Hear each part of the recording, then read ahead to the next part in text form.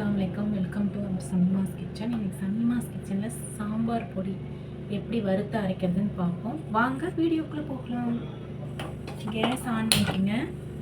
கடாய் அடுப்பில் வச்சுக்கலாம். சாம்பார் தேவையான பொருள் மிளகா, மல்லி, மிளகா, அதுக்கப்புறம் துவரம்பருப்பு, கடலைப்பருப்பு, பெருங்காயப்பொடி, சீரகம், மிளகு, கருவேப்பிலை, அப்புறம் மஞ்சத்தூள். பார்க்கலாமாங்க.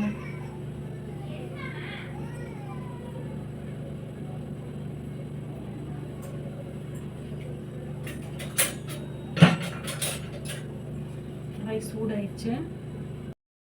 சூடானதுக்கப்புறம் ஒரு 1/4 கிலோ மல்லிக்கு, துவரம்பருப்பு, மஞ்சள் ஒரு 1.5 ஸ்பூன் அந்த மாதிரி தான் போடணும். துவரம்பருப்பு 1 ஸ்பூன் 1.5 ஸ்பூன் தான் போடணும். துவரம்பருப்பு, அதுக்கப்புறம் கடலைப்பருப்பு 1 ஸ்பூனு, அதுக்கப்புறம் மிளகு,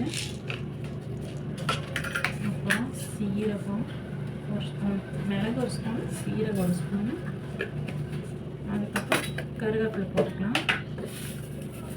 ஒரு கொத்து கருவேப்பிலை போட்டு எல்லாம் வறுத்துடுவோம். நல்லா வறுப்படணும். வறுப்பட்டதுக்கப்புறம்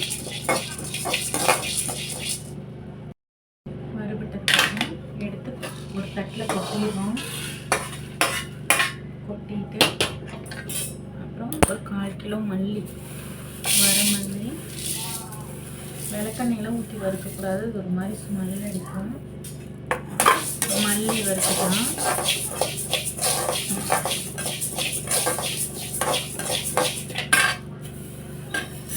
ஒரு 1/4 கிலோ மல்லி,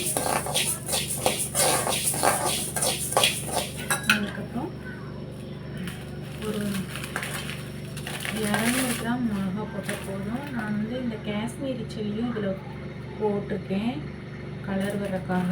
பாருங்கள், தெரியுதா? காஷ்மீரி சில்லியும் போட்டிருக்கேன். இதில் கொஞ்சம் தேவையான அளவு.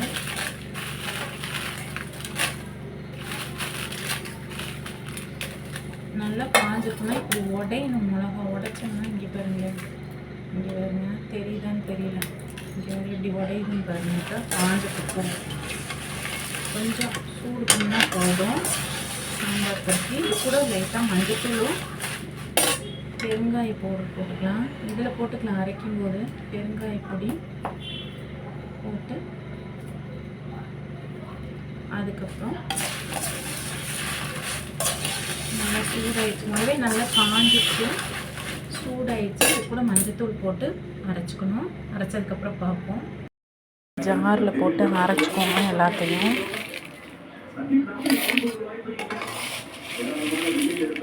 வறுத்தோல அந்த மசாலாவை ஜாரில் போட்டு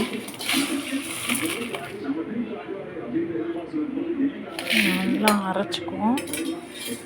அரைச்சிட்டு வந்துடுவோம். அரைச்சிட்டு வந்துட்டோம். இங்கே இருங்க, நல்லா ஜாரில் மிக்சியில் போட்டு சாம்பார் பொடி அரைச்சாச்சு. பாருங்கள் எப்படி இருக்குன்னு பாருங்களேன். இது நம்ம ஸ்டோர் பண்ணிக்குவோம்.